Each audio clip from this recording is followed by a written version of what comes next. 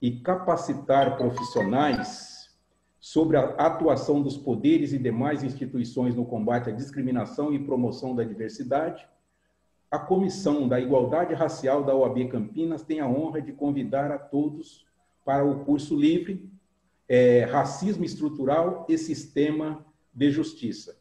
O tema de hoje, esse curso, ele teve a abertura no mês da advocacia, no dia do advogado, no dia 11 de agosto, e teve a sua segunda aula no dia 19 de agosto, e está tendo esta última aula hoje, no dia 2 de setembro. E nós tivemos também aí, nas parcerias entre a Comissão da Verdade e da Igualdade Racial, realizamos no dia 31 de agosto o fechamento do mês da OAB com o Del Garcês representando Luiz Gama. Luiz Gama, uma voz pela liberdade. Então, eu entendo que nós estamos aqui hoje encerrando um primeiro passo de um ciclo grande que virá por aí, com parceria com outras comissões da OAB Campinas, e onde iremos ofertar não só à cidade de Campinas, mas ao Brasil, porque aqui nós temos a audiência do Brasil inteiro nesta aula.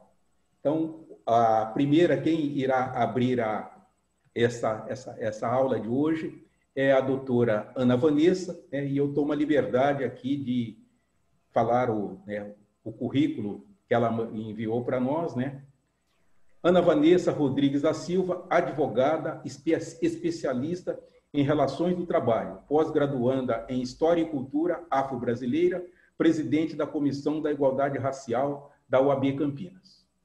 Então, com a palavra, a doutora Ana Vanessa. Obrigada, doutora Ademir, pelas palavras, pela essa abertura. Eu gostaria de agradecer a presença de todos e todas aqui nesse dia.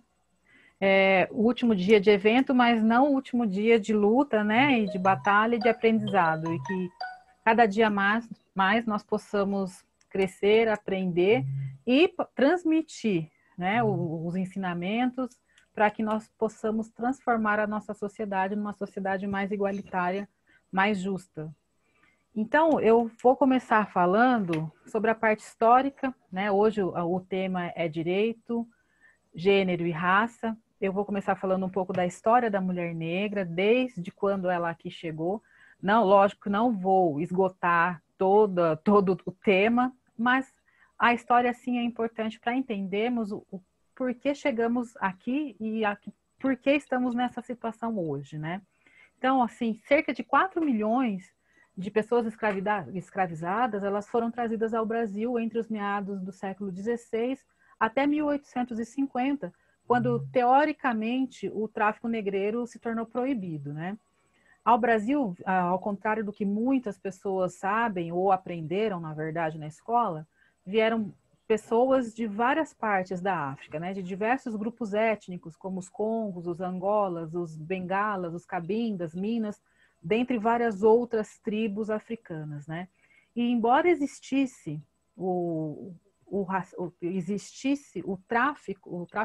existisse a escravidão dentro do continente africano, essa era muito diferente daquela introduzida aqui no Brasil. A escravidão que existia no continente africano naquela época era uma escravidão resultante de guerras, de conflitos internos, e não aquela escravidão que chegou aqui, que na verdade era só com uma questão mercantilista, visando apenas o lucro do continente europeu, do colonizador, Mas, enfim, quantas mulheres negras vieram aqui para o Brasil? Os grupos que foram chegando aqui no Brasil, cerca de 20% era de mulheres e o restante era de homens, Por quê? Eles tinham a preferência de homens, moleques, como eles chamavam, moleques sem barba, moleques ainda franzinos, para que aqui se desenvolvessem. E na falta desse tipo de mercadoria, porque infelizmente era tido como mercadoria, na falta dessa mercadoria, aí sim eles traziam molecas, que eles falavam molecas de peitos atacados, de peito ou de peito em pé, ou seja, crianças e adolescentes, mulheres negras, crianças e adolescentes que aqui chegavam. E nessa travessia, né, de lá do oceano, de lá até chegar aqui no Brasil, as mulheres, às vezes, por uma benesse daquele traficante de escravos, dispensavam um tratamento diferenciado, sendo permitida a essas mulheres, ao invés de estarem ali nos fundos dos tumbeiros, né, dos navios negreiros, amontoadas juntamente com outras pessoas, essas mulheres, às vezes, eram dispostas nos convés, né, nos convés. Isso também não podemos falar que era uma sorte, porque estando no convés, elas estavam à mercê, à disposição dos marinheiros para todo tipo de abuso psicológico, sexual e todos os tipos de crueldade que vocês possam imaginar, né? Então, essas primeiras mulheres negras que aqui desembarcaram, que aqui chegaram, elas acabaram por se tornar as primeiras mulheres feirantes do país. E isso é uma coisa que pouca gente sabe, mas as primeiras mulheres a serem feirantes aqui no Brasil foram as mulheres. Por quê? As mulheres negras acabavam tendo uma característica, que era o jeito de negociar os seus produtos em tabuleiros, ou então andando, caminhando, fazendo a negociação. E aí ganharam-se o nome, né, de ganhadeiras. Essas mulheres, elas por muito tempo, né, elas movimentaram e dominaram o comércio ambulante aqui no Brasil. Algo que é pouco conhecido, que é pouco ensinado, porque, de uma certa forma, a mulher, desde os primórdios, desde que quando aqui chegou, a mulher negra já começou a movimentar a economia do país. E mesmo tendo toda essa importância, aqui, quando chegavam, eram retirados seu nome, né, seu nome de origem, seu nome original, sendo impostas nomes cristãos. Então, a gente percebe que, desde sua retirada até a sua chegada aqui, a sua permanência, quantos direitos dessas mulheres foram retirados, né? Foram retirados, inclusive, direitos, assim, em falar em dignidade humana, não tem nem o que falar, porque a covardia já da retirada dessas pessoas para que aqui elas chegassem já não tem mais que falar em direito à dignidade. A dignidade já ficou para trás, né? A possibilidade até mesmo da construção familiar foram retiradas dessas mulheres, porque muitas das vezes elas eram separadas dos seus companheiros, dos seus filhos, às vezes como forma de penalizar essas mulheres ou os seus companheiros de uma certa forma, vendendo seus filhos, seus companheiros para outras regiões do Brasil, que diferente da região onde ela estivesse. Ou seja, ela ficava à mercê do dono, à mercê do contrabandista, né? E muitos pensam que, por exemplo, de acordo com a conveniência desse seu dono, né? Até mesmo a maternidade lhe era retirada. Em falar nas amas de leite, nós temos uma visão romantizada, né, das amas de leite, que amamentavam os filhos dos seus patrões.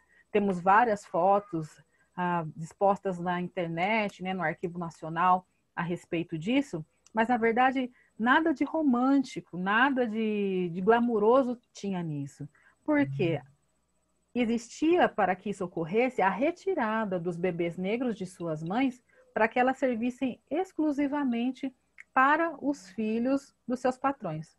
Ou até mesmo, quando eles não tinham crianças pequenas para aquele momento, usarem daquela mulher, elas acabavam sendo alugadas para outras famílias. Ou seja, de qualquer forma, essa mulher negra tinha o seu corpo violado, os seus direitos violados, e não lhe era dada a oportunidade de se manifestar, né? Outro viés também de muitas mulheres, por exemplo, uma mulher negra naquele momento que era considerada bonita ou vistosa, eram por muitas vezes forçadas por suas senhoras, né, que eram as esposas, as mulheres dos seus donos, a se prostituírem.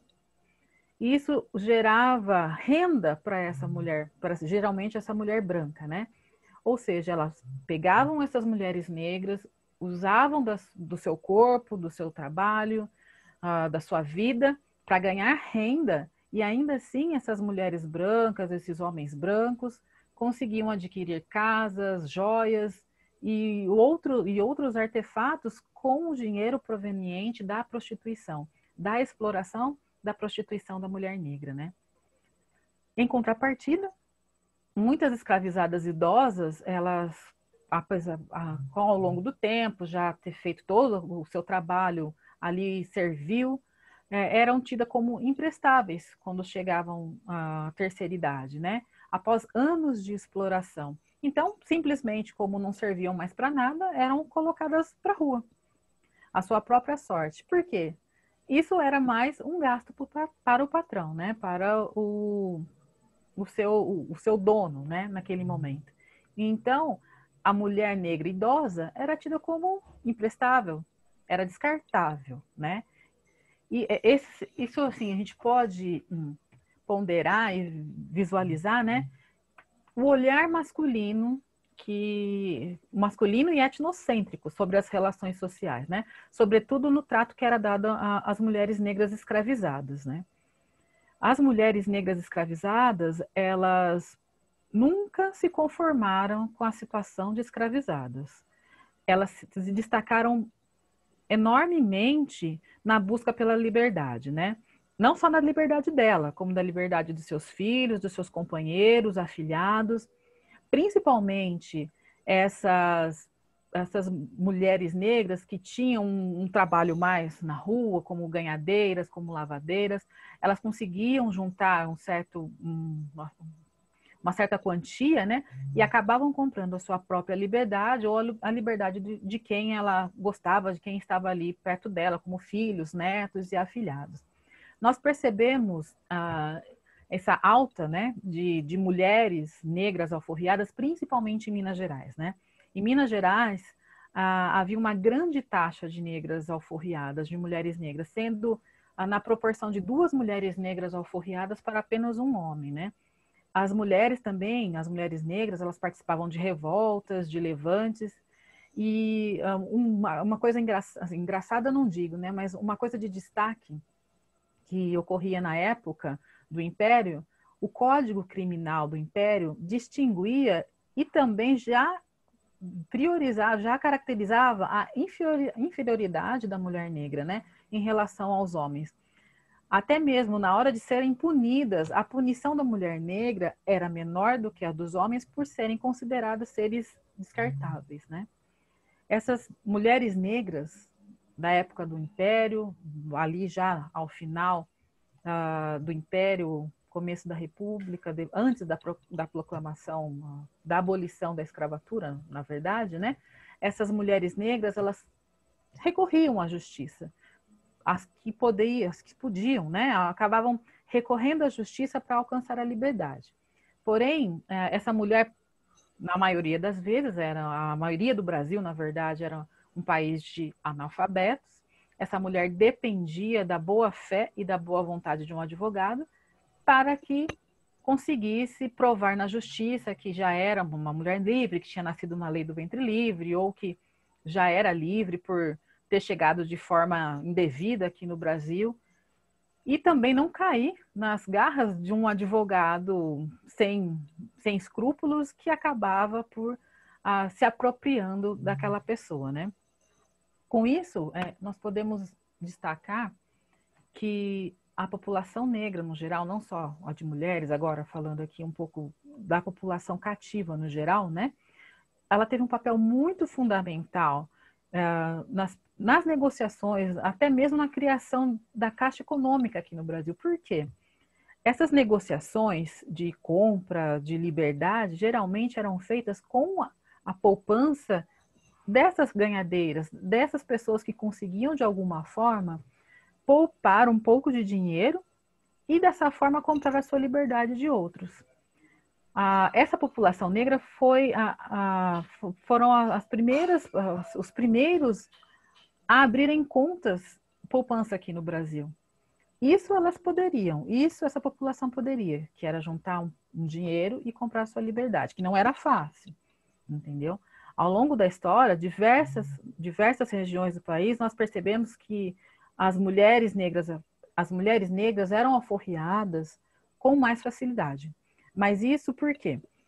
Porque a mulher negra era considerada mais barata, vamos dizer assim, custava menos do que um escravo, um escravizado do sexo masculino, por conta da faixa da idade. Então, tudo isso determinava e acarretava que a mulher negra escravizada tivesse um valor de mercado mais baixo do que o homem.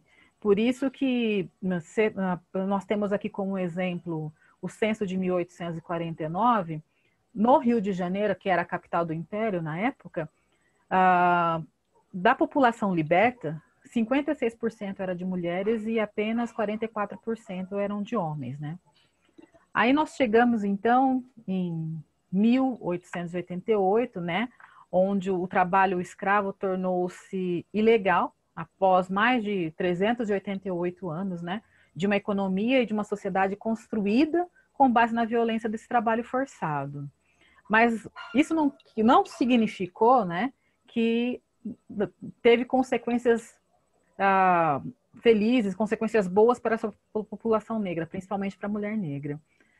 No dia 13 de maio de 88, né, esse tão conhecida data, com a promulgação da chamada Lei Áurea, né, o fim do trabalho ocorreu, na verdade, o fim do trabalho escravo legal, que era algo institucionalizado, que era algo legal, para a implementação do trabalho precário ou do subemprego de grande parte da população negra. E isso tem reflexos e reflete até os dias de hoje, né? Principalmente quando falamos da mulher negra, que até hoje continua sendo a base da pirâmide nessas relações, principalmente nas relações de trabalho, né? Por que isso ocorreu? Porque não houve nenhuma medida para integrar as pessoas à sociedade, à economia, não houve distribuição de terras, ou qualquer outro tipo de educação ou de ajuda a essa população. Então, essa parcela da população ficou à deriva, né? Ficou condenada a uma condição socioeconômica de desigualdade que perdura até os dias de hoje, né? Pelo contrário, naquela época criaram-se leis para que bloqueasse, de uma certa forma, o acesso da população negra na sociedade. Eles deixaram de ser escravos, mas de forma alguma eles ganharam cidadania, eles não se tornaram cidadão. Eles não tinham para onde ir, eles não tinham onde trabalhar, criaram-se leis contrárias, como a lei da vadiagem, criaram-se a lei de terras, até mesmo foram impedidos de votar por isso durante muito tempo, né? Foram várias as manobras da elite nacional para impedir o acesso dos negros à educação. Foram criadas leis, decretos, aprovados assim, impondo regras sociais que para a população negra e principalmente para a mulher negra seriam impossíveis de serem cumpridas. Como, por exemplo, para ter acesso à educação, a necessidade de certas vestimentas, de calçamento, para se frequentar uma escola, a qualquer dificuldade de comportamento de um aluno negro dentro da sala de aula, ele poderia ser eliminado, expulso das aulas, sem qualquer direito a se manifestar e expor a seus motivos, né? Ou seja, a população negra foi também deixada de lado com relação à educação. Então, assim, esse é um breve resumo que, assim, desde o fim da escravidão e até meados de 1920, ainda existia, assim, muita restrição ao acesso à educação das camadas mais pobres, né? Em especial da mulher negra. O pós-abolição, ele trouxe a falta de oportunidade de trabalho digno, somada à falta de acesso à educação. E isso tudo, ele reflete no imenso desnível entre os descendentes de europeus ou até mesmo dos asiáticos, em comparação com os descendentes de africanos nos tempos atuais, nos dias atuais, né? E a mulher negra? A mulher negra restou o trabalho que as mulheres brancas ou elitizadas não queriam realizar.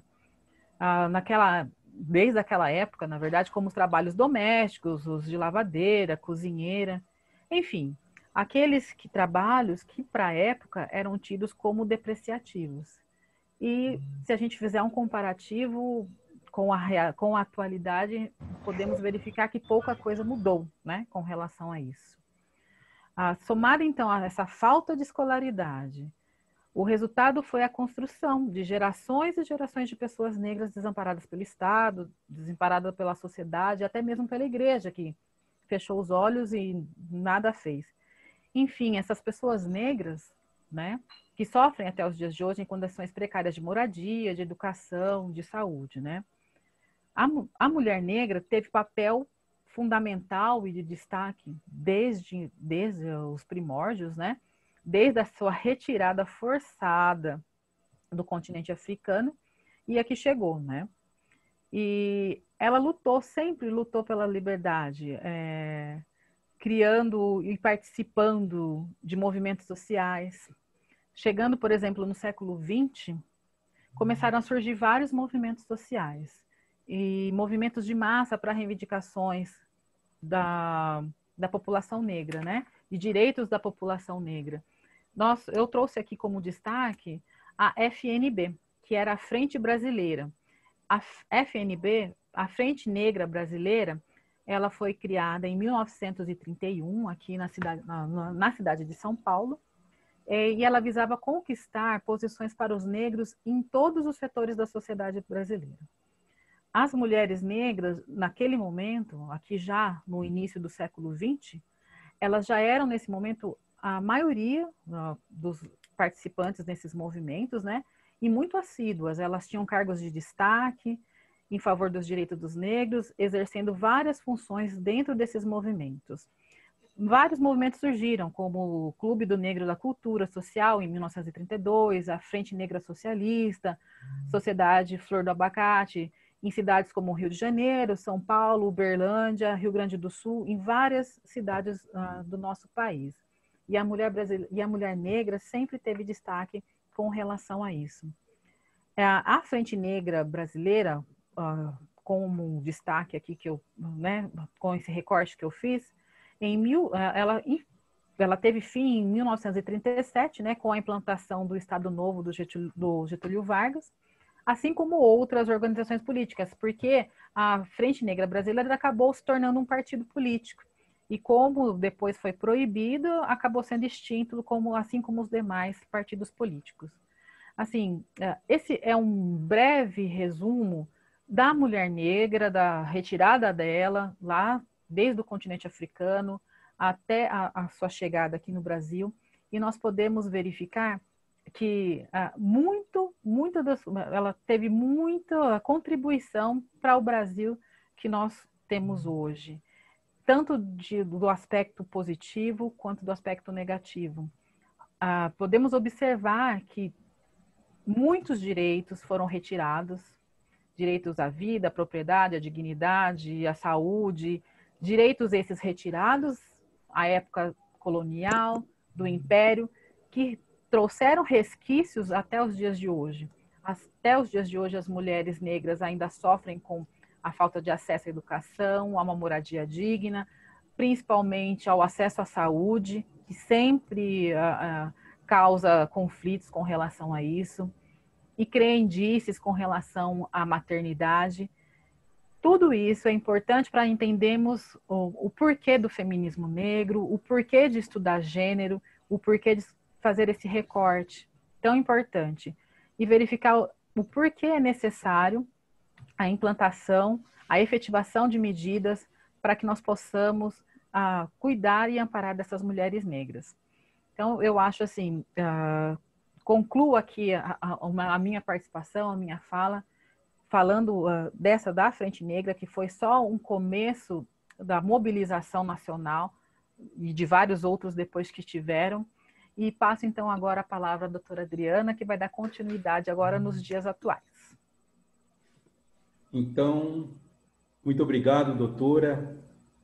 Muito elucidativa vossa remissão aí a esse passado histórico de extrema importância, né? Diz-se uma nação, um povo, né, para projetar o seu futuro tem que conhecer o passado né? Viver o presente e projetar o futuro.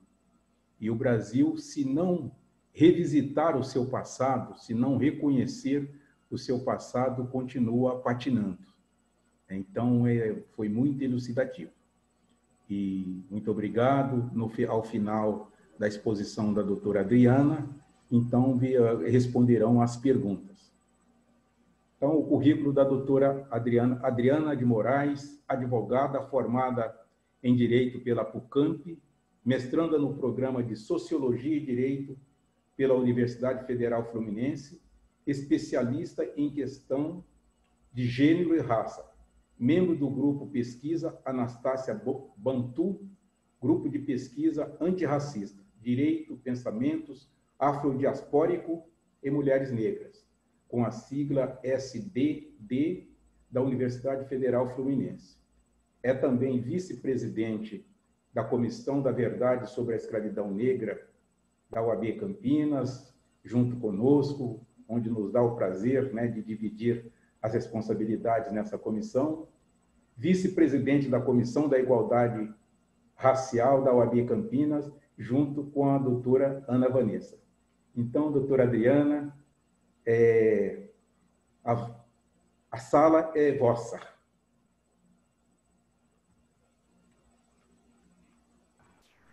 Boa noite a todas e todos. Muito obrigada, doutora Ademir, pelas palavras. Eu me sinto muito feliz de estar aqui mais uma vez, podendo falar um pouquinho sobre aquilo que nos é muito caro, falar sobre gênero, falar sobre raça e, sobretudo, ancorados no direito.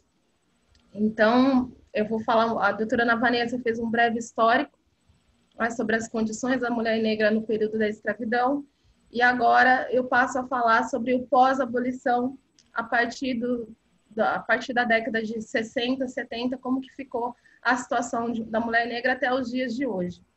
Eu não pretendo esgotar o assunto, porque nós teríamos que ficar praticamente mais 2, 3 horas aqui falando e ainda não iríamos esgotar todo o assunto. Então, só vou fazer breves apontamentos que eu julgo importantes sobre as questões de gênero e raça pautadas no direito.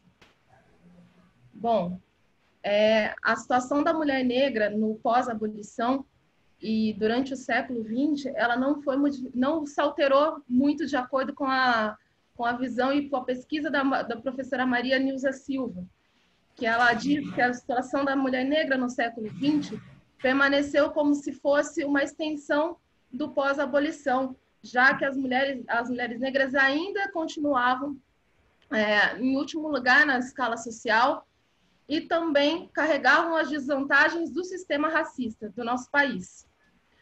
A doutora Ana Vanessa fez um recorte histórico até a década de 30, mais ou menos 1937, sobre a atuação do movimento negro no país. E aí eu dou um salto para a década de 60, para falar um pouquinho sobre as questões, sobre os movimentos que fizeram eclodir, que fizeram surgir as pautas interseccionais sobre gênero e raça.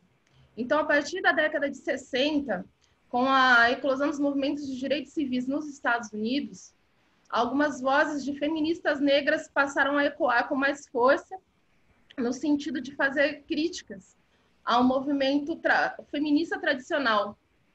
Eram mulheres acadêmicas negras que entendiam que o feminismo branco não dava conta das questões que envolviam as mulheres negras, já que elas não abarcavam a dimensão da raça enquanto uma categoria de opressão. E muitas vezes as pautas das mulheres negras eram invisibilizadas. E essa análise universalizante, então, desconsiderava as especificidades que decorriam do grupo minoritário, que eram minoritário em direitos, que eram as mulheres negras naquela ocasião. Então surge o feminismo negro, e na qual essas mulheres negras passaram a teorizar e a criticar os feminismos hegemônicos, e as precursoras foram Angela Davis. Angela Davis começou a pautar a questão de raça e classe e gênero como marcador social da diferença. Bell Hooks, que trouxe muitas contribuições, interessantes contribuições sobre a intelectualidade da mulher negra e sobre educação também, e como a educação como forma libertadora e transgressora. E também trouxe algumas contribuições muito importantes sobre as discussões da estética negra e do racismo. Patrícia Hill Collins também trouxe uma contribuição importante ao falar sobre as questões acadêmicas, sobre as epistemologias usadas na academia, que são voltadas, tem toda uma conotação eurocentrada, e ela entende que cada indivíduo tem a possibilidade, a partir do lugar de onde ele se encontra, de produzir o seu olhar sobre aquela ciência e sobre aquela situação. Então, esse indivíduo, a partir do seu conhecimento e das suas experiências, ele é capaz de produzir textos acadêmicos e elaborar teses, dissertações a partir desse conhecimento que não é aquele padrão estabelecido na academia. Audre Lorde, também nessa época, passa a fazer discussões sobre a sexualidade e também sobre a raça. Então, esse feminismo negro, ele foi muito importante e teve uma contribuição tremenda para o desenvolvimento sociológico do pensamento das mulheres negras, que a partir das suas próprias conceituações, desenvolvimento e metodologias específicas, começam a trazer um outro olhar para sobre essa análise sobre as condições das mulheres negras. Então, aí nós temos vários textos dessas pesquisadoras que eu acabei de citar, a Angela Davis, a Audre Lorde, a Bell Hooks e a Patrícia Hill Collins. Todas elas vão partir de uma análise sociológica e também análise do direito para dizer o que as mulheres negras quais são os direitos que estão sendo deixados de lado, quais são os direitos que as mulheres negras estão deixando de ter a partir do olhar do feminismo negro. Algo que quando era pautado aliás, quando havia só o feminismo branco, essas pautas não eram acolhidas. No Brasil, a partir da década de 70 e 80, as mulheres negras começaram a observar essa invisibilização a partir também, fomentadas por esse movimento vindo dos Estados Unidos, e passaram a observar aqui no Brasil que tanto o movimento negro quanto os movimentos feministas não abarcavam as suas questões. O movimento negro, por deixar de abarcar as questões atinentes ao gênero, e o movimento feminista, por não fazer o recorte racial. Então, essa inquietação das mulheres negras em relação ao movimento feminista e ao movimento negro fez com que elas passassem, então, a criar o seu próprio movimento negro dentro do Brasil. Então, na década de 80, nós podemos observar que surgiram várias organizações de mulheres negras, como o Unizinga, que era o coletivo de mulheres negras no Rio de Janeiro, o Guelé 10, Centro de Mulheres da Favela, da periferia do Rio de Janeiro, Mulheres Negras, Mãe Andressa do Maranhão, e dentre outros que começaram a surgir para traçar essas pautas de gênero e raça. Quem começou a fazer essa discussão de forma mais contundente e de forma acadêmica, aqui no Brasil, foi a Lélia Gonzalez, que ela passa a fazer a crítica ao feminismo branco, e ela diz que os intelectuais ativistas tendiam a reproduzir a postura do feminismo europeu e do feminismo norte-americano, aquele feminismo tradicional, como eu havia falado anteriormente. Invisibilizavam e deixavam de reconhecer a especificidade da natureza das mulheres negras, de todos os fatos sociais que eram acometidos pelas mulheres negras. Então, a produção intelectual da Lélia foi toda voltada para falar sobre o racismo, sobre o sexismo e sobre essa invisibilidade e falta de diálogo entre o feminismo tradicional e o feminismo e as questões das mulheres negras. Também tivemos, nesse período, a contribuição de Beatriz Nascimento, que era historiadora, que estudava os quilombos e o racismo, a Neuza Santos Souza, que, a partir do seu livro Tornar-se Negro, passou a discutir sobre o racismo, questões de classe e gênero, a partir da psicologia, da psicanálise. A Luísa Barros que foi ministra da Secretaria de Política de Igualdade Racial e teve bastante produções sobre o feminismo negro, e a Sueli Carneiro também, que passou a falar com um pouco mais sobre as condições da mulher negra. Pode-se dizer que ela que aprofundou ainda mais sobre as condições e ainda produz obras sobre as condições que as mulheres negras passam. Então, ela tem uma vasta produção intelectual e é uma das fundadoras do GLE10, o Instituto da Mulher Negra. Então, essas vozes dessas feministas negras brasileiras passaram também a ter uma produção intelectual, ter a sua produção intelectual com seu olhar voltado para o Brasil e as especificidades das mulheres negras no Brasil, porque muitas vezes nós utilizamos como base as feministas norte-americanas, mas nós temos também as nossas especificidades aqui da América Latina. Então, é muito importante que nós tomemos enquanto episteme, né, essas autoras, essas pesquisadoras que tanto agregam conhecimento em relação às mulheres negras, e tanto militam, e tanto lutam e lutaram para as transformações das condições das mulheres negras. Em 1989, nós tivemos cunhado o termo da interseccionalidade através da professora de Direito Kimberly Crenshaw. E esse termo ele foi inaugurado pelo artigo que ela publicou, chamado Desmarginalizando a Intersecção de Raça e Gênero, uma crítica feminista negra da doutrina de antidiscriminação. Então, ela propõe, a partir dessa análise interseccional, uma nova metodologia de enfrentamento sobre as inúmeras discriminações e violências contra as mulheres negras, que não basta apenas você ter um olhar a partir do gênero ou da raça em relação às diferenças, como marcador social da diferença. Ela entende que esses marcadores e outros marcadores, eles devem ser analisados de forma conjunta. Gênero e raça, gênero e classe, raça e classe, ou muitas vezes de forma tripla, gênero, raça e classe, como acontece com as mulheres negras. Então, entendendo que o gênero e a raça são marcadores sociais que intensificam as desigualdades, a Kimberly Crenshaw entendeu como importante fazer essa análise também a partir do direito. Então, esse olhar, a Kimberly, ela entende que esse olhar interseccional, ele deve ser reproduzido nas leis antidiscriminatórias, porque sem esse olhar você não vai conseguir fazer com que os grupos minoritários em direitos, no caso do Brasil, esses grupos consigam alcançar o mínimo justo de direitos, de justiça social. Então, essa intersecção ela tem que ser considerada na elaboração de leis, ela tem que ser considerada em decisões judiciais e todo o contexto que envolveu o direito. Então, eu vou ler o conceito da Kimberly.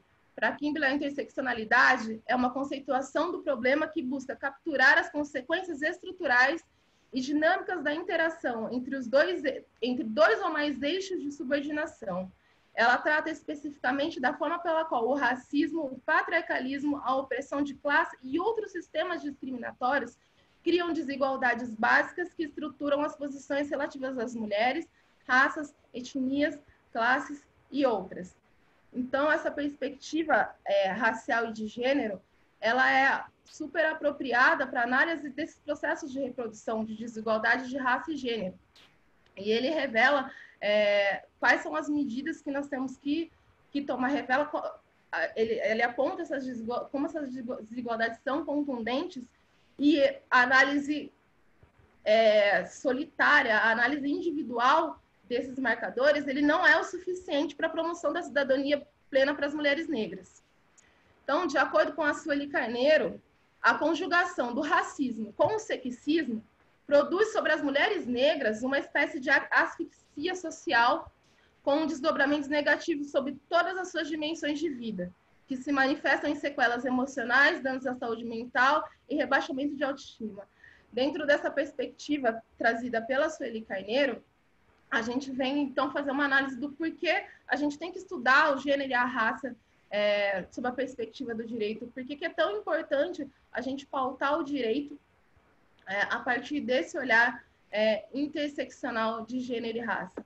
Então, eu trago aqui a ideia da professora Eunice Aparecida Jesus Prudente, professora de Direito da USP, e ela diz que, e professora também a professora Isis Aparecida Conceição, da UFBA, aqui elas trazem a ideia de que a raça e o gênero eles devem ser aplicados ao direito devido ao perfil dos pesquisadores e cientistas políticos e técnicos e juristas do direito, que são todas formadas por homens brancos de classe média e que formulam o conteúdo de suas pesquisas a partir de olhares coloniais. Então, o que elas querem dizer, o que elas dizem a partir disso, é que nós não podemos ter esse olhar dentro do direito, um olhar universalizante sobre todas as questões e sobre todos os indivíduos, dentro de uma sociedade tão diversa como é a sociedade brasileira. E, sobretudo, temos um olhar de uma forma diferenciada sobre aqueles segmentos que mais são acometidos pelas discriminações, que mais sofrem as desigualdades e mais são discriminados. No caso, as mulheres e os negros. Nessa conjugação, mulheres e negros, mulheres negras é o que passam a sofrer mais com essa dupla discriminação. Então, a partir daí, a gente entende que esse discurso hegemônico se mantido no direito e esse pensamento voltado à colonialidade, ele tende a perpetuar essa cadeia histórica de significados que faz com que a mulher negra esteja sempre naquele status da base da pirâmide, que não sempre pautado pela hierarquia e estruturado a partir do racismo, a partir de ideologias racistas, como nós temos muitos exemplos no direito. Então, isso impacta, como eu falei, diretamente essa visão, as questões de gênero, a falta de um olhar de gênero e raça, ele impacta diretamente na falta de elaboração de leis, não promoção de políticas em prol da igualdade racial, e impede a formação de um direito antirracista e interseccional.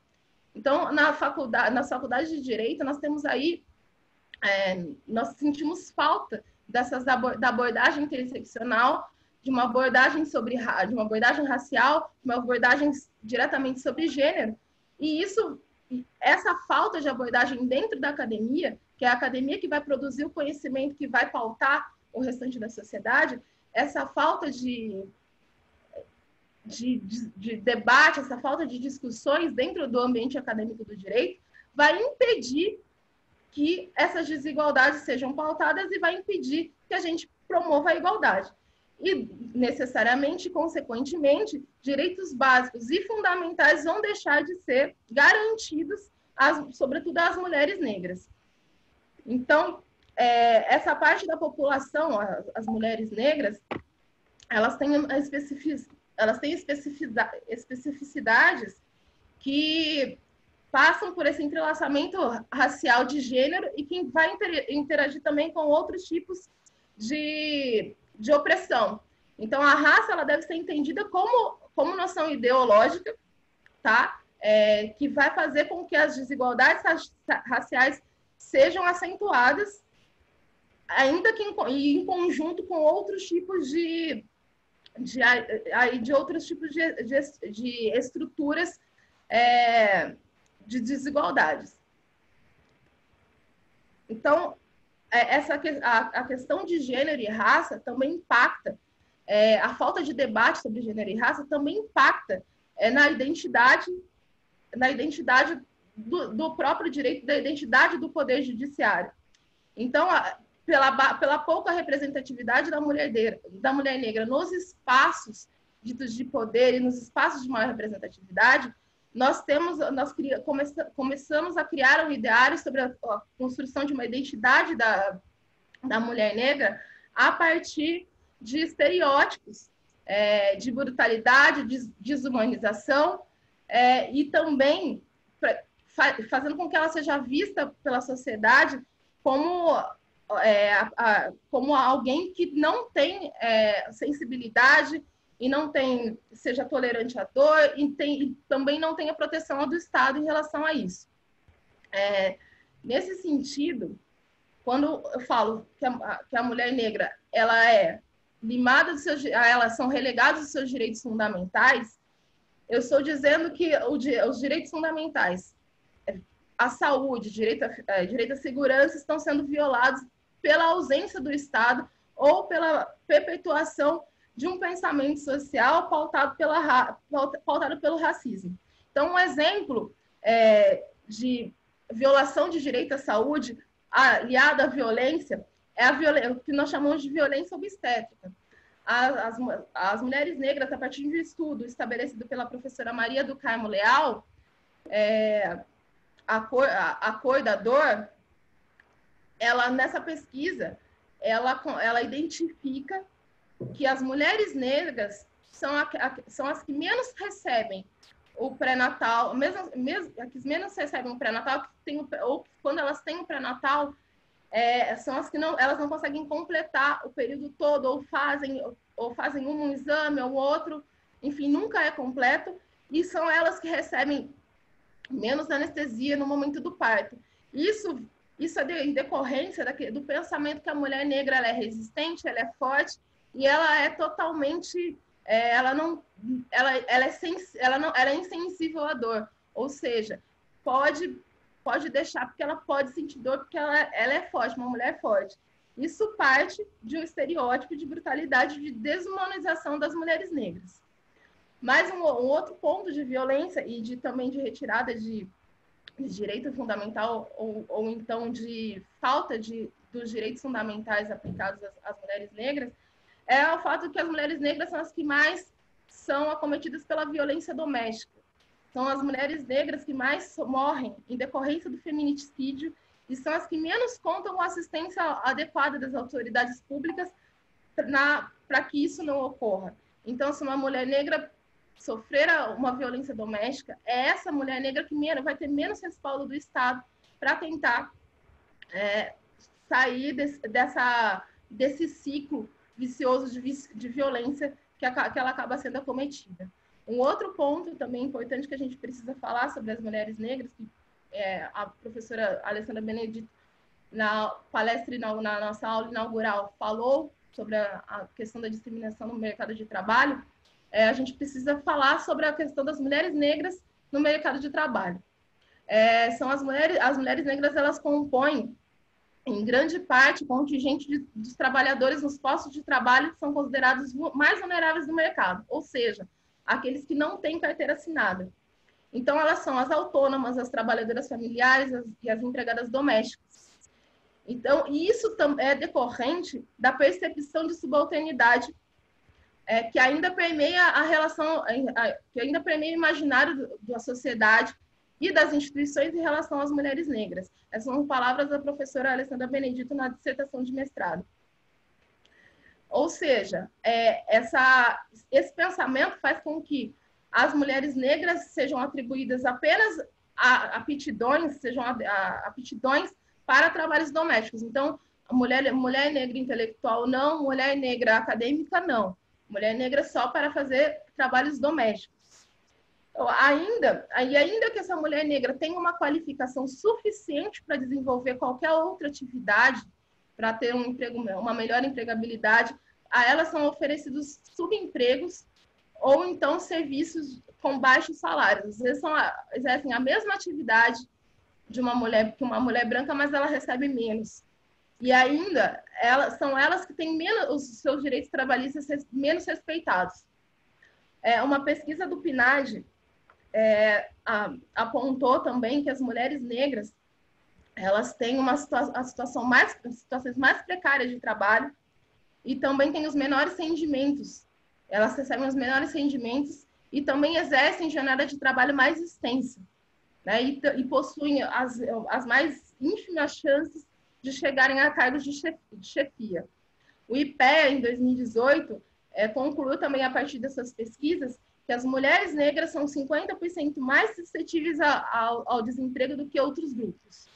Ou seja, mesmo com o artigo 7º, inciso 20 da Constituição Federal, que prevê a proteção do mercado de trabalho em relação à mulher, ele é insuficiente para tratar das questões do mercado de trabalho em relação às mulheres negras, porque as mulheres negras continuam a ter praticamente a mesma situação, aquela extensão, como a professora eu citei logo no começo da minha exposição, é uma extensão da situação pós-abolição que permeia.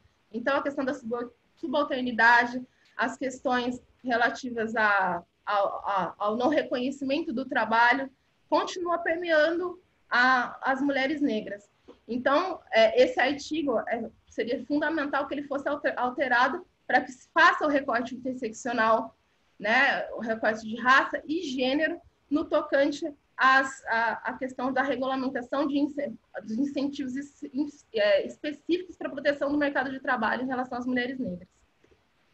E também, e aí eu vou falar um pouquinho, vou tentar falar de forma rápida para não ultrapassar o tempo, nós temos uma outra problemática que hoje, principalmente hoje com o ingresso de muitas mulheres negras na academia, as mulheres negras, elas não, nos espaços acadêmicos também elas sofrem, sobretudo nos espaços acadêmicos do direito. A partir de agora, eu vou falar especificamente de toda a problemática em relação ao gênero e raça a partir do direito, desde a formação até a gente chegar no judiciário. Então, Adriana, posso te fazer uma rápida interrupção? Prometo que é breve. É Daniel Blixten, presidente aqui da subseção. Com certeza. Tudo bem, desculpa, eu peço desculpas, é que eu estou numa reunião aqui e entrei só para fazer uma saudação a todos vocês, a todas e todos, e desejar uma boa noite, parabenizar pelo curso, esse curso espetacular que está sendo feito aqui, organizado aqui pelas comissões, pela nossa subseção, fazer uma saudação especialíssima a todos vocês aí, na pessoa da Ana Vanessa, do doutor Ademir, e na sua pessoa, viu, Adriana? Passei mais para deixar mesmo esse abraço e um agradecimento mais uma vez a vocês por tudo que vocês têm feito nas comissões da nossa subseção. E tem, com certeza, sempre o nosso absoluto e restrito apoio, viu? Muito obrigado. Nós que agradecemos, doutor Daniel, pelo apoio e pela abertura da casa, que assim, sempre que nós precisamos, nós contamos com o apoio. Muito obrigado, gente. Um bom curso. Desculpa atrapalhar, viu? Doutor Daniel, tem sido um apoio irrestrito. Sim. Parabenizamos toda a diretoria, aqui, neste momento, representada pelo senhor, pelo apoio irrestrito nas demandas de tão importante e elevada importância que entendemos. Muito obrigado. Eu que agradeço a todos vocês. Um bom evento, uma boa aula, viu? Muito obrigado. Obrigada. Bom, vou retomar aqui, então, sobre a perspectiva das mulheres negras na academia. E, como eu disse, eu vou falar sobre a questão das mulheres negras na academia, sobretudo no direito, né? As acadêmicas do direito. Então, o direito o direito ele é conservador, o direito ele é resistente às novas epistemologias, ele é resistente a mudanças. E isso nós entendemos essa resistência devido a quem serve o direito e a quem está à frente, né, das pautas em relação ao direito. Quando você começa a promover essa mudança a partir do ambiente acadêmico, como é com o ingresso de mulheres negras, com as cotas, homens e mulheres negras com as cotas, outras demandas acadêmicas começam a surgir. E com essas demandas novas começa a surgir uma necessidade de uma nova epistemologia de pensamento científico e social, para que sejam paralelos ao campo jurídico também, que sejam aplicados ao direito e que sejam paralelos. E quem vai trazer esse novo pensamento são os pesquisadores, e eu coloco pesquisadores e pesquisadoras negras que vão se posicionar e vão trazer as perspectivas especiais para estudos afins. Então, mulheres negras, né, inseridas no ambiente do direito, elas vão trazer a perspectiva e os estudos sobre as mulheres negras, quais são as necessidades e quais são os debates que nós temos que traçar dentro do âmbito do direito. Só que quando isso ocorre, acontece uma resistência muito grande. E a resistência, ela não é simplesmente no sentido de impedir que a mulher negra fale sobre, mas sim no tocante a subjugar a mulher negra na sua produção acadêmica, na sua produção científica. Então, as instituições acadêmicas, elas acabam permitindo a fala, mas não acolhem o argumento, não acolhe aquilo como uma episteme, um novo pensamento para trazer para o direito. Então, nós não temos ainda, dentro do direito civil, o direito do trabalho, do direito civil voltado no direito de propriedade, nós não temos do direito penal nenhum recorte de raça, muito menos um recorte interseccional de gênero e raça, porque, como eu disse, não basta a gente fazer só recorte de raça, sem fazer o recorte de gênero de forma conjunta, porque você vai deixar uma parcela da sociedade sem ter os seus direitos olhados e sem ter os seus direitos acolhidos. Então, para além da questão da subjugação das mulheres negras em relação à produção acadêmica, a produção do seu conhecimento científico nas instituições acadêmicas, ela também tem um desafio estético. Ela tem um desafio estético porque a estética negra dentro do espaço do direito, ela não era comum. Ela não é e não era comum. Ela você não consegue observar uma mulher negra, uma advogada negra de trances ou uma advogada negra com turbantes entrando num fórum. A partir desse olhar, essa estética negra, ela provoca também um subjugamento a partir da sua vestimenta, e isso impacta na desvalorização também de sua capacidade intelectual. Como se essa vestimenta, a partir de um padrão que não é dela, a partir de um padrão eurocêntrico, pudesse dizer aquilo que ela é capaz ou não. Isso tem a ver com a sua identidade. Porque a mulher negra, quando ela está inserida no âmbito do direito, ela também tem que se despir, muitas vezes, da sua identidade, seja da sua identidade religiosa, da sua identidade étnica, da sua identidade. Enquanto mulher negra, alisando o cabelo ou mantendo outro tipo de padrão estético que não é negro, para poder compor aí uma estética que agrade a outros e agrade as pessoas brancas, digamos assim, que é quem pauta o direito, que é quem pauta, que é quem está no poder. Então, quando eu falo das questões do direito, elas vão além, para as mulheres negras, elas vão além tão somente, não tão somente do fato de elas serem relegadas em seus direitos, na sua violação de direitos, mas também quando elas querem se inserir no âmbito acadêmico do direito, elas também sofrem algumas represálias. Em relação também à falta de representatividade, nós temos alguns números que surgiram o ano passado, 2018 e o ano passado, em relação à participação e à presença de pessoas negras no âmbito do direito. Surgiu uma pesquisa, foi feita uma pesquisa em que 1% dos estudantes, 1% dos advogados negros fazem parte dos grandes escritórios. Ou seja, se 1% dos advogados negros, e aí eu não estou fazendo recorte de gênero, fazem parte dos grandes escritórios, você pode imaginar que nós contamos com quase nenhuma mulher negra dentro desses escritórios. E a partir daí, hoje, estão sendo acolhidas algumas atividades, algumas ações, algumas políticas, para que isso, de alguma forma, seja corrigido ao longo do tempo. Também, nós temos um outro ponto no direito, que muitas vezes ele não é observado ou invisibilizado, mas é em relação ao percentual das mulheres negras nos cargos de poder do Poder Judiciário, nos cargos de grande repercussão do Poder Judiciário. Eu pergunto a vocês com quantas mulheres, quantas magistradas negras vocês tiveram a oportunidade de participar de uma audiência? Quantas foram essas magistradas negras? Quantas promotoras negras vocês já tiveram a chance de dialogar? Quantas defensoras públicas negras vocês tiveram essa oportunidade de dialogar? Arrisco a dizer que nenhuma, ou poucas, porque no percentual, de acordo com uma pesquisa realizada pelo CNJ, em relação às magistradas negras, as magistradas elas somam um percentual de 1 a 2%. Aqui em Campinas eu não conheço.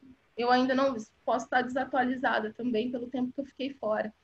Mas eu não conheço nenhuma magistrada negra na cidade de Campinas. Isso é um sintoma daquilo que nós temos em sociedade. Uma sociedade racista uma sociedade racista que, a partir das suas instituições, reproduz todo aquilo que ela faz lá fora. Ou seja, qual é a cara do judiciário hoje? A cara do judiciário, ele é masculino e ele é branco. E essas decisões elas vão ser pautadas a partir desse olhar. E sendo pautada a partir desse olhar, a gente não tem como estabelecer nenhum tipo de mudança. A falta de representatividade, ela impede a criação de políticas públicas a partir de legislação específica. Então, tudo aquilo que nós falamos em relação às especificidades das mulheres negras, ele vai ser impossível de ter uma pauta a partir desse olhar se nós não tivermos uma mudança na representatividade do Poder Judiciário. Isso eu digo desde a magistratura, a promotoria, a defensoria, e principalmente também no poder legislativo. Se a gente não tiver representantes no poder legislativo, nós não vamos conseguir dar espaço. Poder executivo também. Então, que nós tenhamos esse olhar sobre a falta de representatividade como imposição de práticas racistas. A gente tem esse olhar de que se nós não lutarmos e se nós não exigirmos uma representatividade mais diversa, no âmbito dos poderes, sobretudo, aqui eu trago todos os poderes, o judiciário, o executivo e o legislativo, se nós não exigirmos isso, nós não vamos ver as mudanças acontecerem, porque é a partir do poder que a gente consegue estabelecer novas diretrizes da sociedade. E se o poder tiver sempre a mesma cara, nós não vamos ver os demais contemplados. Então, a igual representatividade no sistema de justiça e nos demais espaços de poder, ele é essencial para a legitimação do pleno desenvolvimento dos seus integrantes. Então, uma sociedade plural deve refletir isso nas suas instituições. Se isso não for refletido nas suas instituições, nós não estamos falando de um Estado democrático. Nós não estamos aí na concepção da igualdade. Então, era isso que eu queria deixar como contribuição para vocês hoje, falando um pouquinho sobre a importância de como nós devemos pautar o gênero e raça no direito, sem que nós esqueçamos as nossas especificidades, sem que nós esqueçamos de quem nós somos, como disse o doutor Ademir, de onde viemos, o que somos e para onde nós queremos chegar. Então, era essa a minha contribuição. Muito obrigada. Muito obrigado, doutora Adriana. Parabéns pela excelente explanação. Não teríamos uma forma melhor de terminar esse primeiro passo dessa jornada que começamos com esse primeiro curso e que muitos outros virão pela frente, fechando com essa exposição, aí inicialmente pela doutora Ana Vanessa, e agora pela doutora. E a partir de agora, nós abrimos as perguntas, Perguntas e respostas.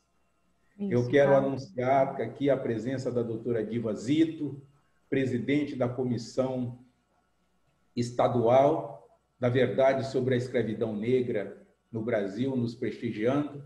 O doutor Adame também Humberto Adame esteve aqui presente e ele avisou, né, parabenizou a todos nós por esse excelente curso e disse que ele estava dividindo a audiência aqui conosco com o julgamento do governador lá do estado dele, que está acontecendo neste momento no STJ. Mas deixou um abração aqui a todos nós. Então, eu quero abrir para o nosso público aqui. Vejo o doutor Geraldo aqui participando. O doutor Geraldo é nosso secretário na Comissão da Verdade sobre a Escravidão Negra no Brasil. E muitas pessoas conhecidas aqui.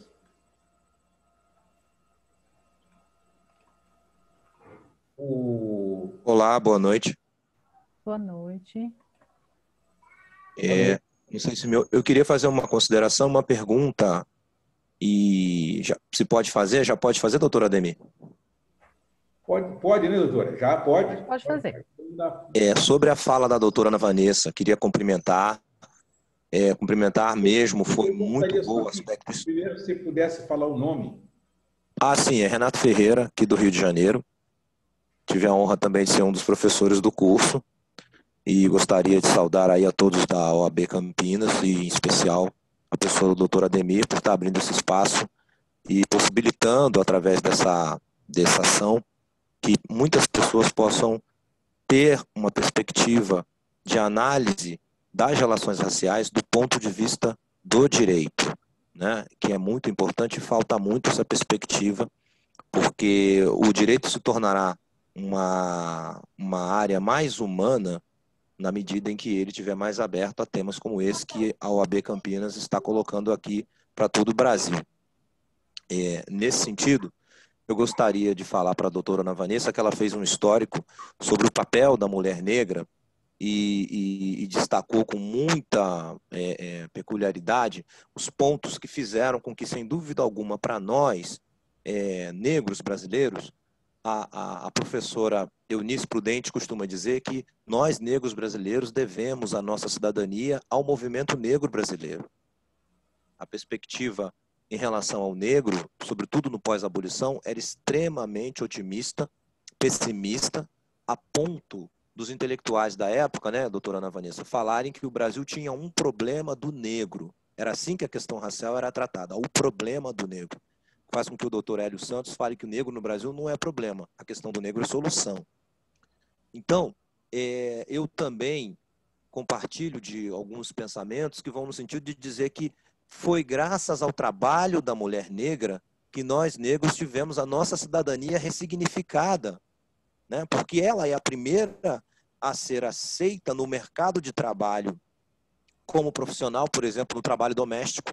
Uma das principais carreiras laborativas do Brasil é o trabalho doméstico, e aí tem a pessoa da mulher negra que ressignificou o papel da cidadania das pessoas negras sendo aceitas nesse papel, nesse lugar, que evidentemente temos muitas críticas a fazer, mas o negro brasileiro reconstrói a sua cidadania, porque a abolição não é cidadania, né? O negro não é cidadão com a abolição, ele é liberto, mas a cidadania das pessoas negras no Brasil deve muito à mulher negra, ao trabalho da mulher negra. As famílias negras brasileiras devem muito ao protagonismo das mulheres negras. É uma especificidade que nós negros temos na diáspora.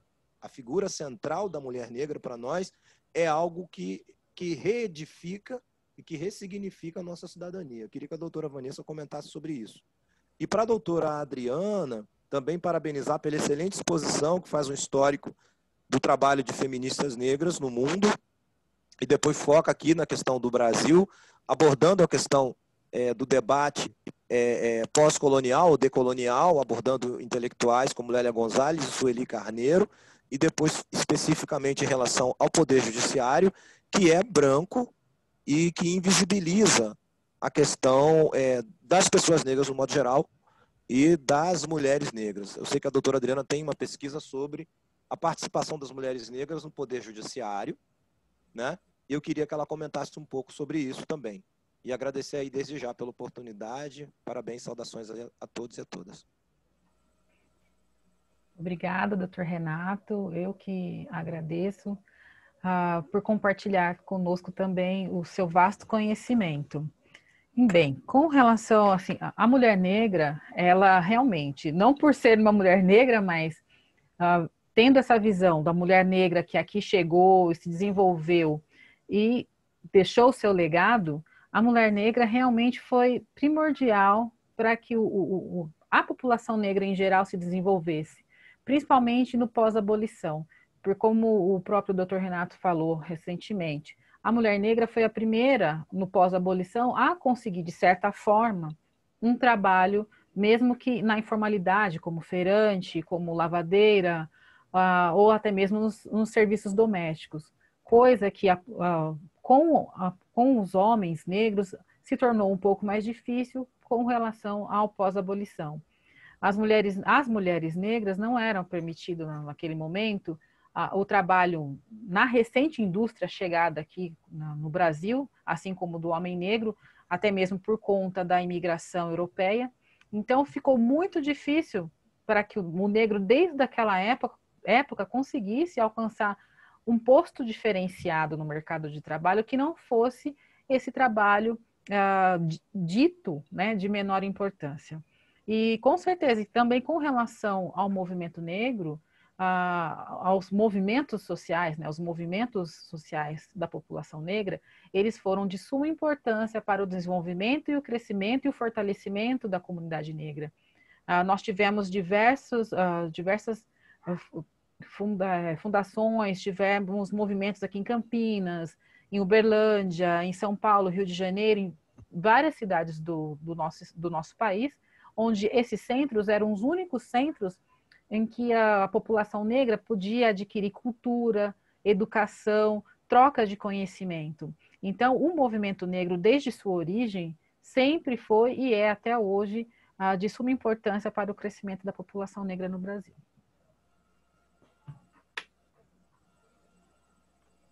Doutora Adriana? Adriana? Bom, obrigada, doutor Renato, pela pergunta, obrigado por estar participando aqui com a gente.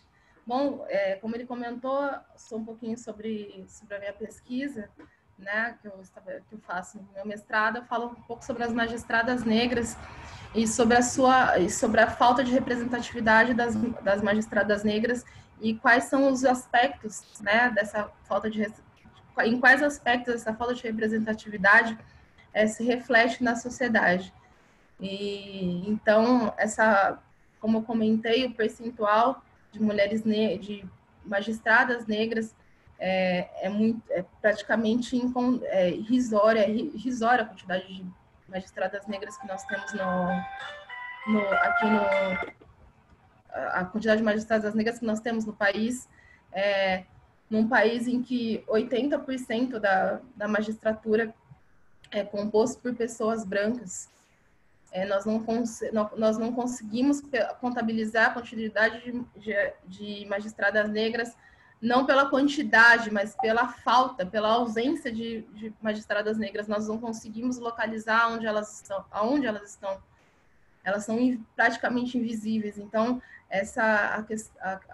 a minha pesquisa ela vai nesse sentido de fazer essa observação sobre a ausência das mulheres negras, sobretudo na magistratura, né? A ausência dessas mulheres no judiciário, que passa praticamente de forma imperceptível, que é naturalizada. Então, você chegar no fórum e olhar para o corredor, você ter 10 varas cíveis e mais três varas de família e mais varas de fazenda pública, e você não vê uma magistrada negra ou um magistrado negro e achar que isso é natural, nós estamos com um problema sério.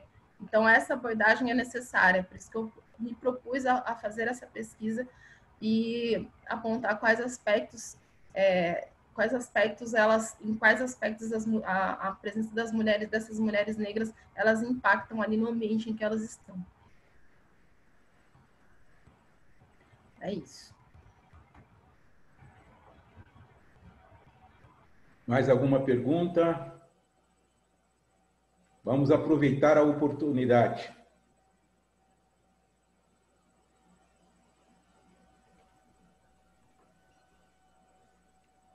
Então, acho que é isso, então, doutor Ademir. Como?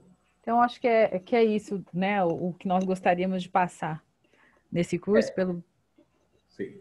Eu gostaria de fazer uma pergunta aqui, uma reflexão, né? E as duas colegas pudessem se manifestar. Diante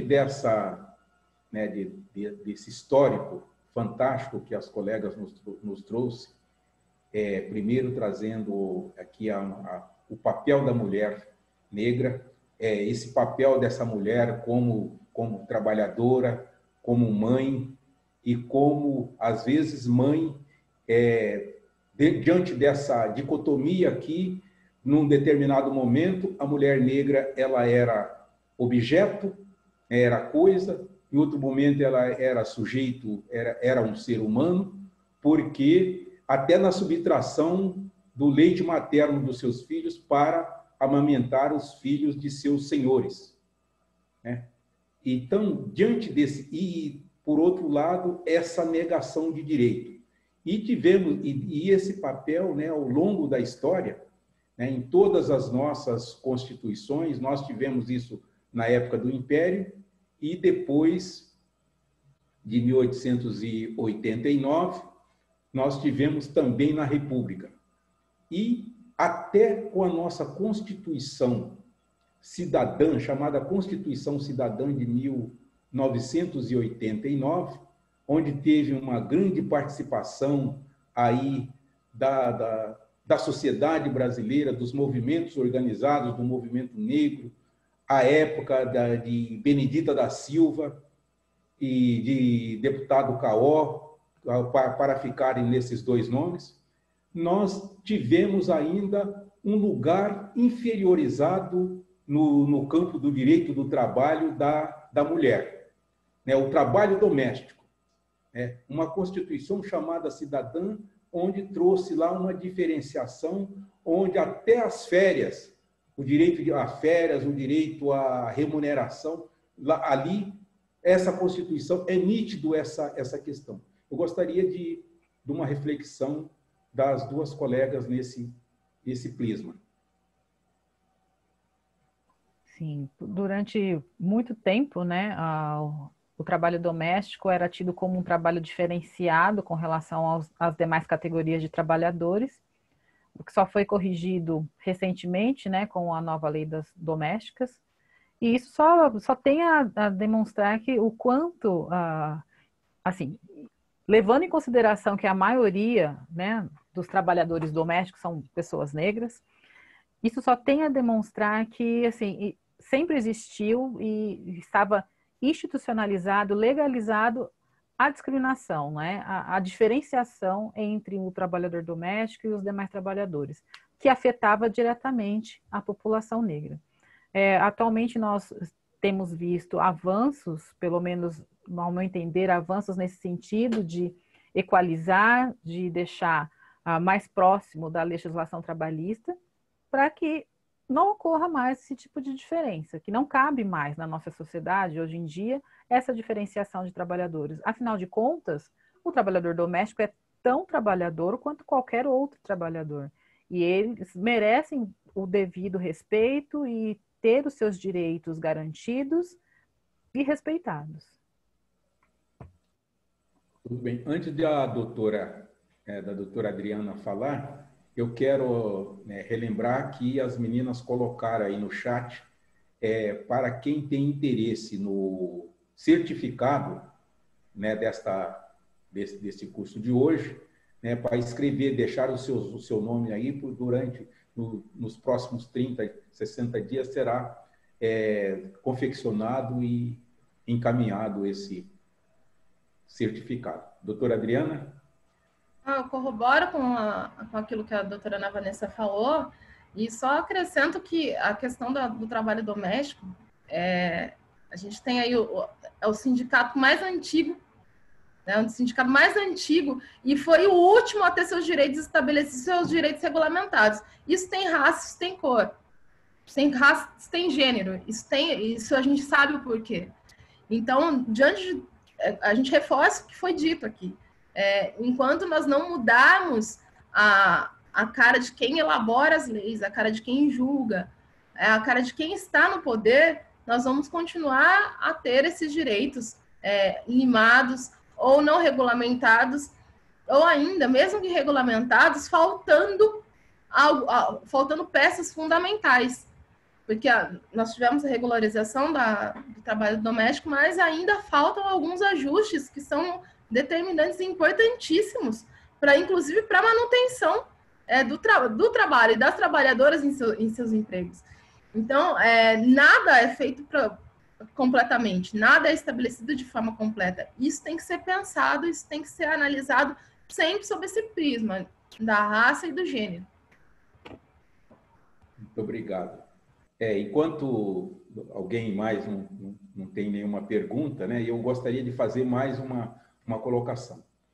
A doutora Adriana fez uma colocação sobre a intersecção desse racismo, né, desse que nós enfrentamos, aí dessa ausência, né, as causas dessa ausência de mulheres, do homem negro e principalmente das mulheres, que é o tema de hoje, né, no sistema de justiça, no poder legislativo e no poder executivo.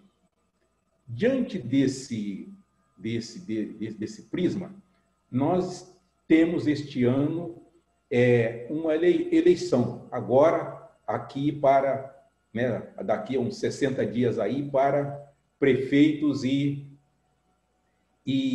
vereadores. E em 2022 teremos eleições para deputados, governadores e senadores. E a gente percebe, né, que diante do que nós tivemos, né, fazendo uma análise aí das eleições, a gente percebe, às vezes, o professor Hélio tem uma reflexão, o professor Hélio Santos, que ele fala que o Brasil é um país onde as vítimas, né, acabam elegendo os seus algozes. E eu gostaria de uma reflexão das duas colegas sobre esse ponto de vista e deixar aqui uma palavra de vocês para todos nós brasileiros.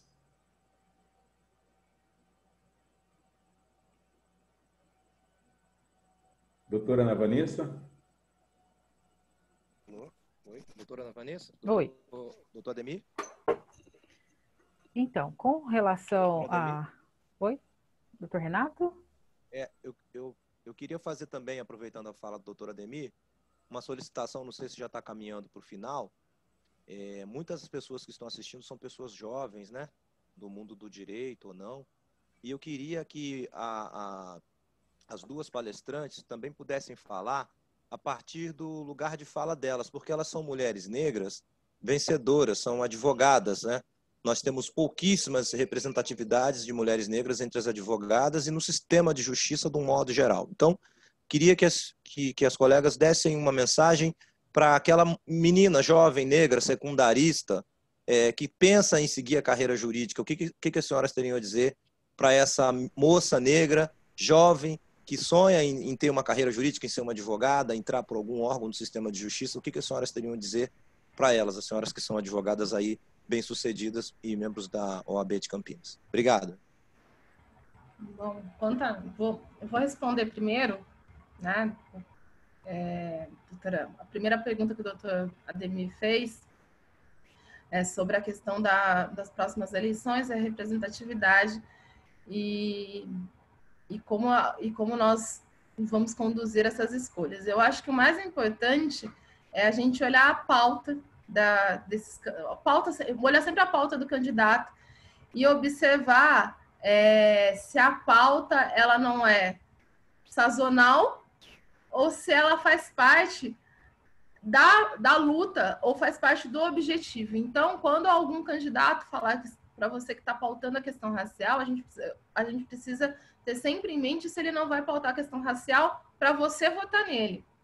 né? Ou se ele tem um trabalho já importante, ou se ele realmente tem algo a acrescentar, ou algo a ajudar, ou em algum momento da sua vida política, ele teve essa pauta e teve esse olhar sobre questões raciais, por exemplo, ou questões sociais, se ele teve esse olhar. Porque se ele tem esse olhar para a eleição, no pós-eleição, seguramente ele vai deixar essa pauta para trás. Então, sempre observar e tomar cuidado com as falas de senso comum, que não tem base de pesquisa, que não tem base científica, que não tem base de pesquisa, informações que não têm correspondência com a realidade. Então, por exemplo, se algum candidato virar para você e falar que a pauta racial é coitadismo, você começa a prestar atenção naquilo que ele tem para dizer a você e sobre você. Porque quando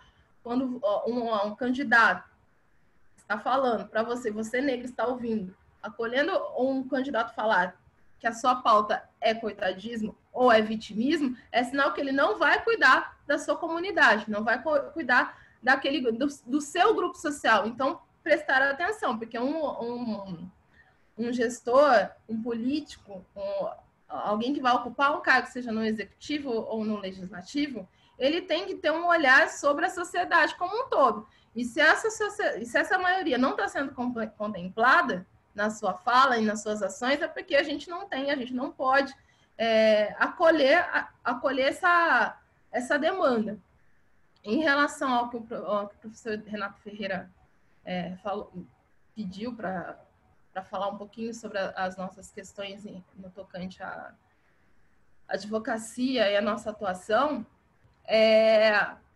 dizer que hoje, acho que a doutora Ana Vanessa concorda comigo, que hoje nós temos uma mudança e observada em relação às questões das mulheres negras, sobretudo, e a pauta está sendo travada de uma outra forma, a ponto de nós podermos estarmos nesses espaços com maior representatividade.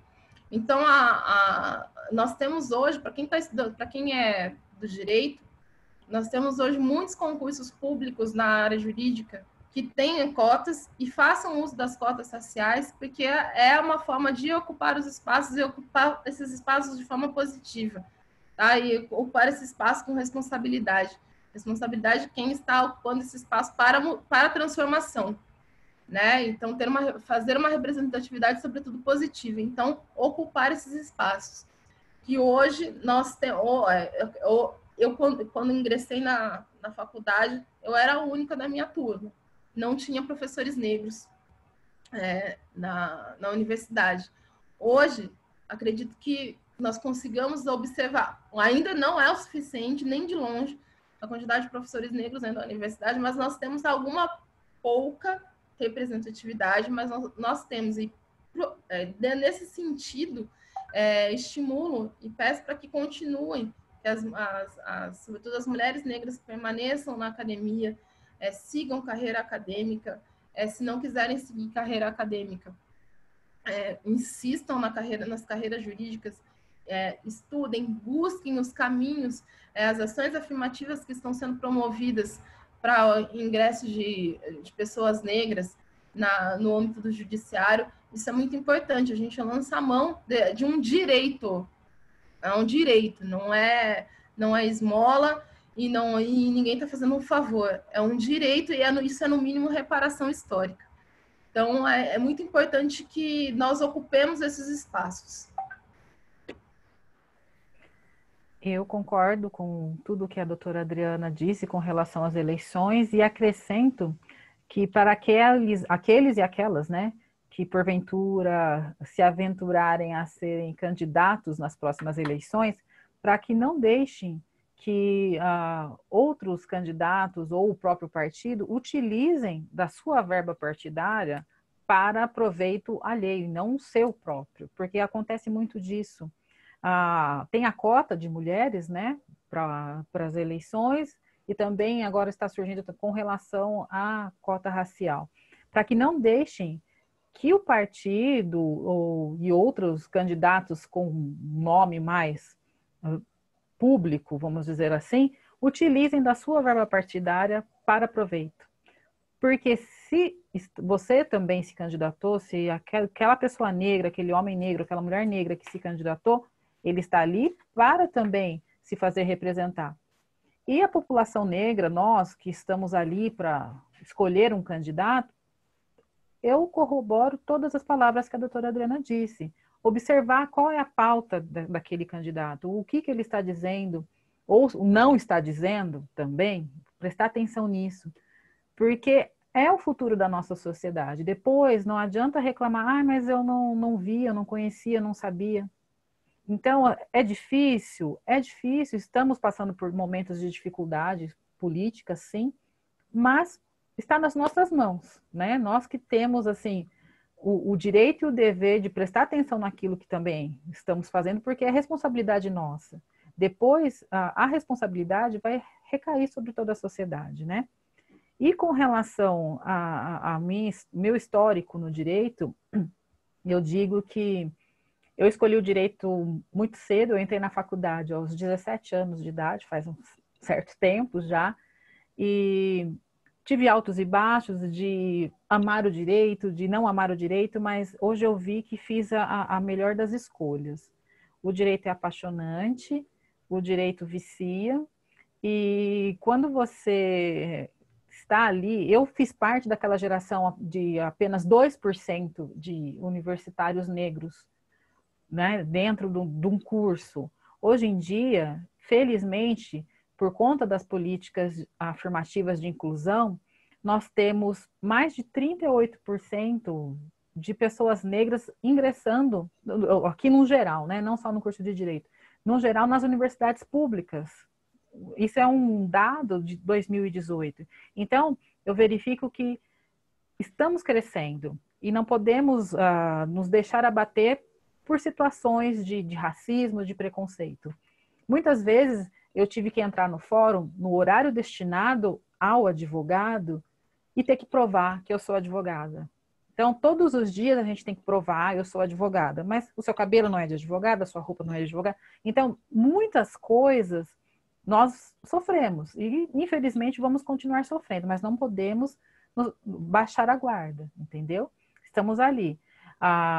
E não desistam da carreira jurídica como advogada, como magistrado, como procurador do trabalho. Dentro das empresas, dentro dos grandes escritórios, sim. Nós temos agora vislumbrado políticas de inclusão racial até mesmo em empresas privadas, com um convênio com o Ministério Público do Trabalho, principalmente aqui na nossa região. Então, usar do seu espaço, usar das suas armas e correr atrás, que no final tudo vai dar certo. Parabéns, doutora. Nós temos aqui dentro, para chegarmos no nosso tempo regulamentar, nós ainda temos 20 minutos aqui onde o nosso público pode fazer perguntas, né? Aproveitar essa oportunidade única até agora, né, de realmente esgotar esse tema tão importante, tão instigante. E quando nós falamos aqui dessa importância que estamos tratando aqui do viés das próximas eleições que teremos, é porque é no poder legislativo que se faz fazem as leis. E nós temos tido uma omissão ou uma resistência do poder legislativo. Inclusive, temos que frequentemente, termos que buscar o poder judiciário para essa garantia de direito. Tem sido assim nas cotas raciais, na declaração de constitucionalidade do Estatuto da Igualdade Racial. Agora, nessa garantia, aí tivemos, através da deputada Benedita da Silva, uma provocação ao Superior Tribunal Eleitoral, onde foi determinado que nas eleições de 2022 vai ser dividido, né, proporcionalmente as verbas para campanhas eleitorais.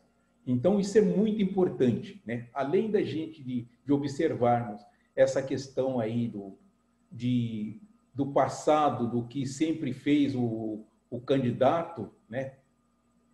E do que ele pretende fazer e vermos se tem coerência daquilo que ele está falando, da vivência dele. Então, é muito importante, gostei muito dessas, né, dessas respostas das colegas.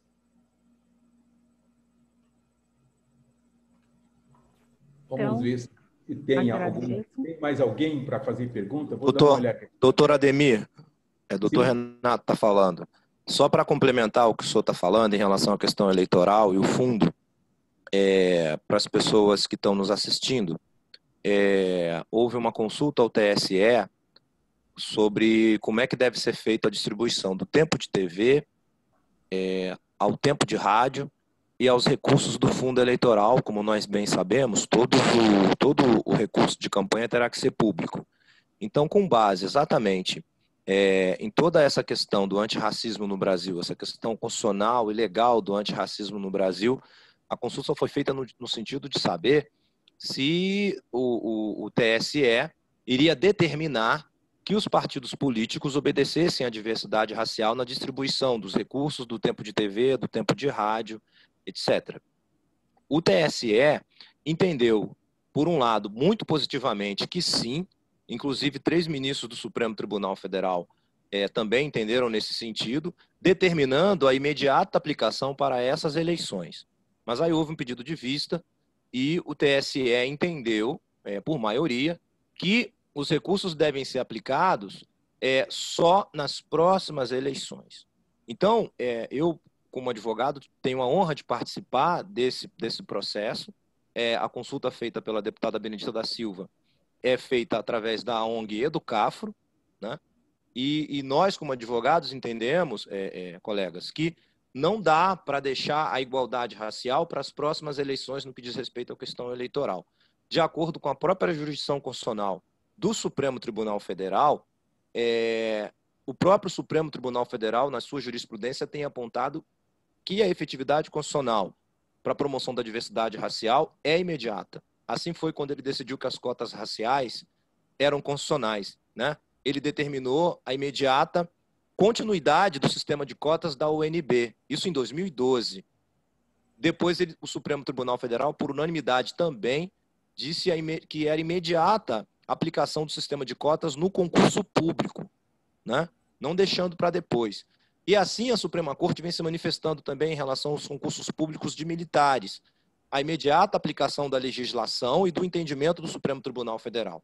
E os próprios 3 ministros do Supremo que integram o TSE decidiram que a decisão, que o julgamento era para passar a valer para essas eleições.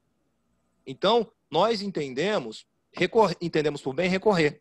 Entramos com recurso extraordinário no Supremo Tribunal Federal, né, há 12 dias atrás, pedindo ao Supremo Tribunal Federal que chame para si a jurisdição constitucional, nesse caso específico, porque a gente entende que quem tem que dar a palavra é o Supremo Tribunal Federal, porque a matéria, doutor Ademir, é essencialmente constitucional.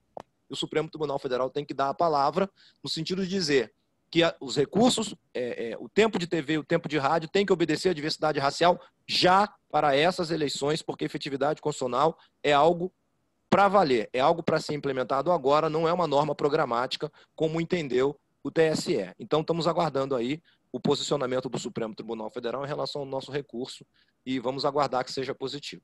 Obrigado. Muito obrigado, doutor. Informações extremamente importantes e pertinentes neste momento. Bem, pelo que eu verifico agora, assim, não há mais questões aqui, né?